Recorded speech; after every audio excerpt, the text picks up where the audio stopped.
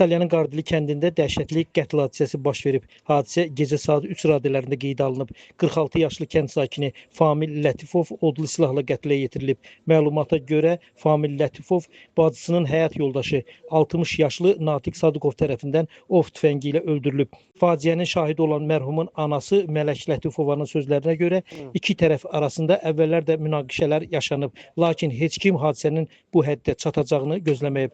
Hadisənin də sərxoş vəziyyətdə törədildiyi bildirilir. Hadisədən sonra hüquq mühafizə orqanlarının əməkdaşları tərəfindən əməliyyat axtarış tədbirləri həyata keçirilib. Cinayəti törətməkdə şübhəli bilinən 60 yaşlı Natiq Sadıqov saxlanılıb və istintaqa təhvil verilib. Ondan hadisə zamanı istifadə etdiyi ov tüfəngi götürülüb. İlkin məlumata görə Natiq Sadıqov cinayət zamanı sərxoş vəziyyətdə olub. Faktla bağlı araşdırma aparılır. Anasıyam da. Yatmışdı o başı ödeyim. Gecə saat 3 idi. Gecə saat 3 idi. Bir də gördük ki, varatamız dögülür, signal verilir. Uşaq durdu yerindən, dedi bu vaxt kim olar balam, bu beləncə signal verin bizi çağırır. Düşdü gəldi, düşdü tələsiqli gəldi ora. Gəldi ora, elə o da maşınla girdi həyətə. Maşınla həyətə girməyinə uşaq da orada elə o söküntünün yanındaydı. Dedi də əlbəttə indi piyandı, aparım içəridə. Burada sulumuz var idi, gedib çay zad içərim. Götürdü zadayı, həmən o tüyəydi, neydi bala. Götürdü, vurdu uşağı, uşaq yıxıldı yerə. Yıxıldı yerə.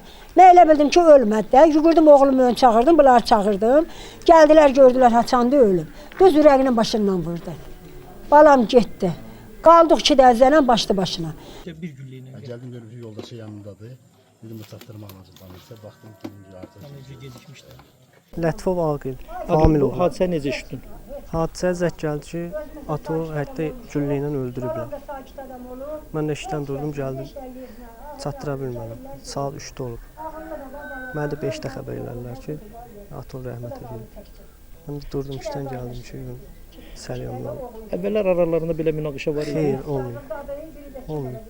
Məmmədov Rəşad Rafədoğlu. Mən ölən şəxsin qaynıyam, həm bacımın yoldaşıdır, yezinəmdir özümün. Yəni, heç kimdən dəyib dolaşan 4 insan dördüm. Gecə sağarsa bir 02:45 saat 40 olardı, çiçək qalardı.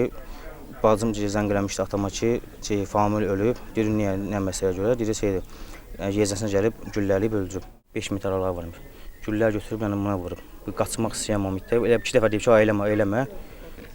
Cavan uşaqlarım var, balalarım var, yoldaşım var, eləmə. Xeyir yoxurmuş deyib.